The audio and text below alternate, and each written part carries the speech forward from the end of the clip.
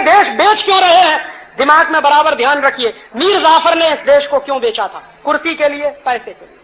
दो ही चीजें चाहिए हर एक नेता को, या तो कुर्सी चाहिए या तो पैसा चाहिए। तो एक बाजू में तो देश बिक रहा और दूसरे बाजू में उनको लगता है कि इस देश में जब नौजवान को ये बात समझ में आने लगेगी, कोई राजीव दीक्षित या कोई अतुल शाह या कोई XYZ इस देश में घूम जाएगा, तो कोई दूसरा विवेकानंद भी पैदा हो सकता है। ये डर लगता है। और जानते हैं ये डर से वो करते क्या है?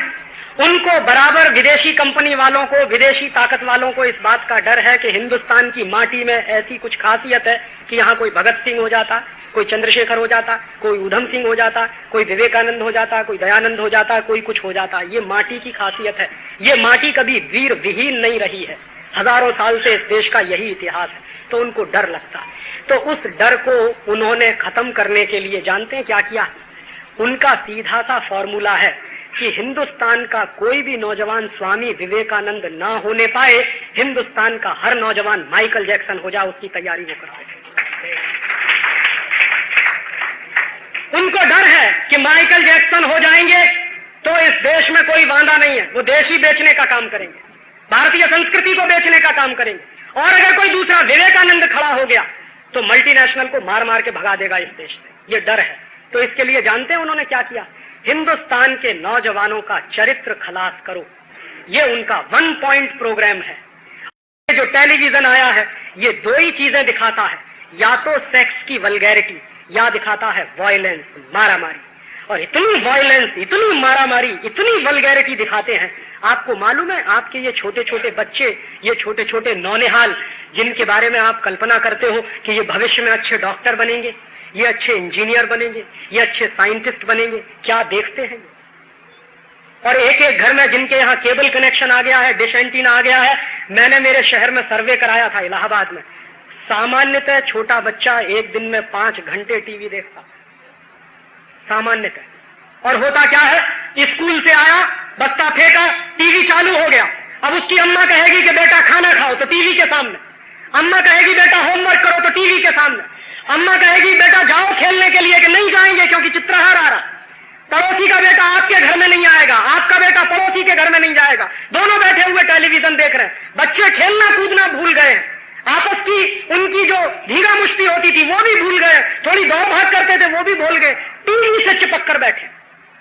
और ये टीवी का आकर्षण कितना जबरदस्त होता है। बच्चों को छोड़ दीजिए, बड़ों की बात कर रहा हूं कि एक बार अगर चालू हो जाए और आपको दिख रहा है कि ये दृश्य हमको बराबर अच्छा नहीं लगता है, आपकी हिम्मत नहीं होती कि उठ के उसको बंद कर दें।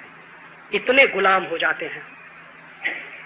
ये टेलीविजन का जो आक्रमण है वो इतना जबरदस्त होता है कि अच्छे खासे विवेक वाले व्यक्ति, अच्छे खासे तर्क शक्ति रखने वाले व्यक्ति बराबर देखते हैं कि जो कुछ देख रहे हैं वो ठीक नहीं है, लेकिन इतनी हिम्मत नहीं होती कि उठ के उसको बंद कर दें। इतने गुलाम हो जाते हैं। इतना जबरदस्त आक्रमण होता है। और रात दिन उस पर जो आपके बच्चे देखते हैं, मैंने कुछ कैलकुलेशंस किए कि एक 3 साल का बच्चा जब टीवी देखना शुरू करता और एक दिन में उसके घर में अगर केबल कनेक्शन है और 12-13 चैनल्स अगर उसके घर में उपलब्ध है, तो प्रतिदिन 5 घंटे के हिसाब से वो बच्चा 20 साल की उम्र में जब पहुंचता है तो अपनी आंखों के सामने 33,000 हत्याएं देखता, मर्डर के देखता। 33,000 20 साल की उम्र तक पहुंचते हैं। और लगभग 72,000 टाइम्स वो बच्चा रेप केसेस देखता है या मोलेस्टेशन के केसेस देखता है। आप सोचो जरा एक गंभीर बात जो मैं आपसे कह रहा हूं कि महात्मा गांधी नाम का एक छोटा सा बच्चा हरिश्चंद्र का नाटक देखने के बाद सत्यवादी हो गया।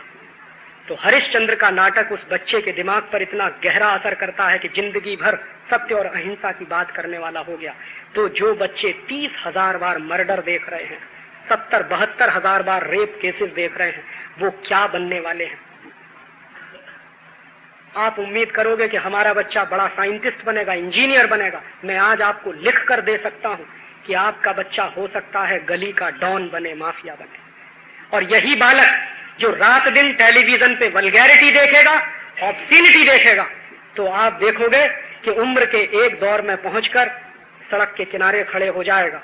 कोई भी बहन जाएगी तो सीटी बजाएगा या टॉन्ट कसेगा या फिकरा कसेगा। आप जरा पूछिए अपने अपने दिल से कि ये लोग कहां से पैदा हो रहे हैं जो हमारी बहन बेटियों को सड़क चलते छेड़ते हैं, कहां से आते हैं, कौन है ये लोग?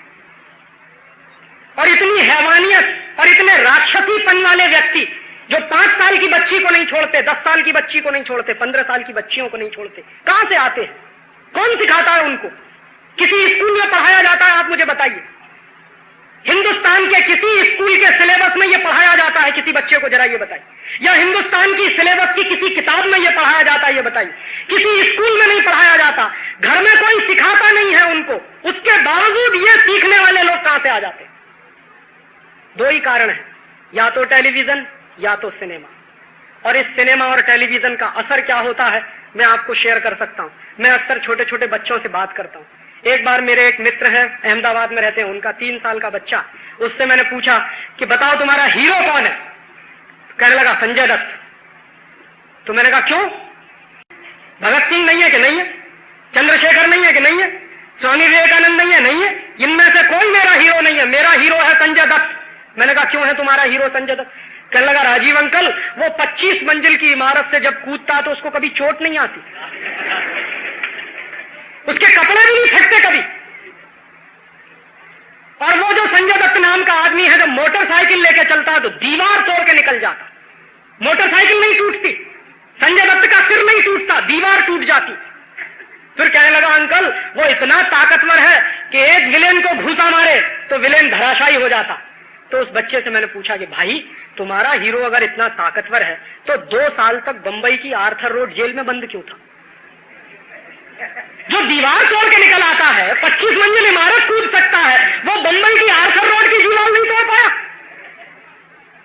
तो जानते हैं उस बच्चे ने बहुत गंभीरता से मुझे जवाब दिया, तो क्या ये सब झूठ होता है? मैंने कहा और क्या सच होता है?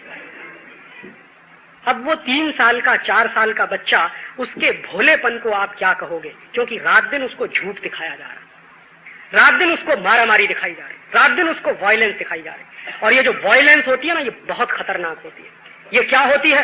जितनी बार आप मर्डर के सीन देखोगे, जितनी बार आपका बच्चा मारामारी देखेगा, उतनी बार उसके मन से दया, करुणा, प्रेम खत्म हो जाएगा। और हमारे यहां एक वाक्य कहा जाता है, दया धर्म का मूल है। अगर मेरे दिल में दया नहीं रहेगी तो धर्म कहां रहेगा? और इसलिए मैं कहता हूं कि ये वायलेंस बहुत खतरनाक है जो दिखाई जा रही है, और ये जानबूझकर दिखाई जा रही है, ऐसा नहीं। ये उनका 1 पॉइंट प्रोग्राम है, और इस 1 पॉइंट प्रोग्राम के लिए वो जी टीवी लेकर आए हैं, CNN लेकर आए हैं, स्टार टीवी लेकर आए हैं, प्राइम स्टार आया है, प्लस 21 आ गया है, वगैरह वगैरह 14-15 टेलीविजन चैनल इस देश में है। और रात दिन उन सारे टेलीविजन चैनलों पर जो कुछ दिखाया जाता है वो मनोरंजन नहीं है, वो मेरे और आपके चरित्र को बर्बाद कर देने का एक साधन है। और जिसके भी घर में घुसो, पूछो कि भाई क्या करते हो, तो कहते राजीव भाई दिन भर काम करते हैं, थक जाते हैं, तो कुछ तो मनोरंजन चाहिए। तो ठीक है मनोरंजन करो। तो क्या करते हैं मनोरंजन? छोटे छोटे बच्चे बैठे हैं, उनके साथ उनके मम्मी पापा बैठे हैं, उनके साथ उनके दादा दादी बैठे हैं, उनके साथ उनके नाना नानी बैठे, 3-3 पीढ़ियां एक साथ बैठी हैं। और टेलीविजन पे क्या चल रहा? ATN पर क्या आता है? चोली के पीछे क्या चीज बड़ी है मस्त मस्त। और आप मुझे अपने दिल पे हाथ रख के कहो कि चोली वाला गाना सुनकर आपका मनोरंजन होता है या कुछ और होता है? चीज बड़ी है मस्त मस्त वाला गाना सुन के आपका मनोरंजन होता है या कुछ और होता है? और ये बात मैं खासकर नौजवानों से और बच्चों से कह रहा हूं कि तुम जरा अपने दिल पे हाथ रख के मुझे बताओ कि अगर मान लो मेरे सामने मेरी मां खड़ी, तुम्हारे सामने तुम्हारी मां खड़ी है, और टेलीविजन पर गीत आता है तेरी चोली के पीछे क्या है, अपनी मां से पूछने की हिम्मत है तेरी चोली के पीछे क्या है? मान लो हमारे सामने हमारी बहन खड़ी जो हर साल मेरी कलाई पे राखी बांधती है और मेरे लिए दुआएं करती है भगवान से, वो बहन मेरे सामने खड़ी है और गीत आ रहा हो, तू चीज बड़ी है मस्त मस्त। अपनी बहन से ये पूछने की हिम्मत है, तू चीज बड़ी है मस्त।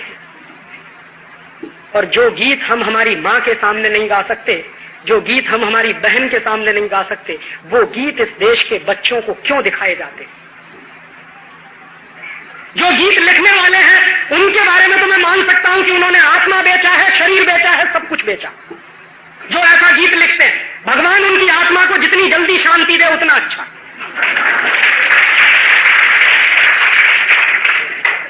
लेकिन उससे ज्यादा जो मुझे दूसरा गुस्सा आता है कि घर घर में जहां अभी भी भारतीय संस्कृति की बातें कही जाती हैं, जिस देश में मुझे बचपन से यह सिखाया गया यत्र नार्यस्तु पूज्यन्ते रमन्ते तत्र देवता, अभी उसी देश में मुझे कोई कहता है तू चीज बड़ी है मत मत। अभी उसी देश में कोई कहता है मुझे कि चोली के पीछे क्या।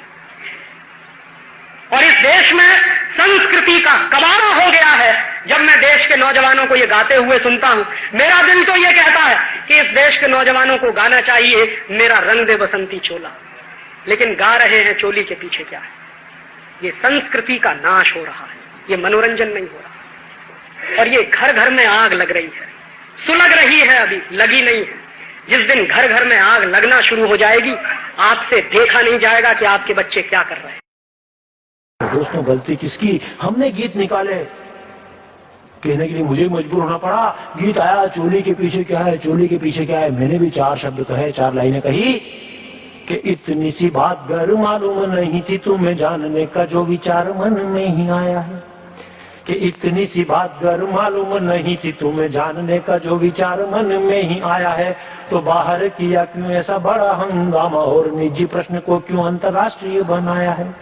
और उत्तर तो तुम्हें इसका घर में भी मिल जाता, क्योंकि घर बाहर सब एक जैसी माया है। और माता बहनों से क्यों ना पूछ लिया, बोलो चुनरी के नीचे चोलियों में तुमने क्या छुपाया है।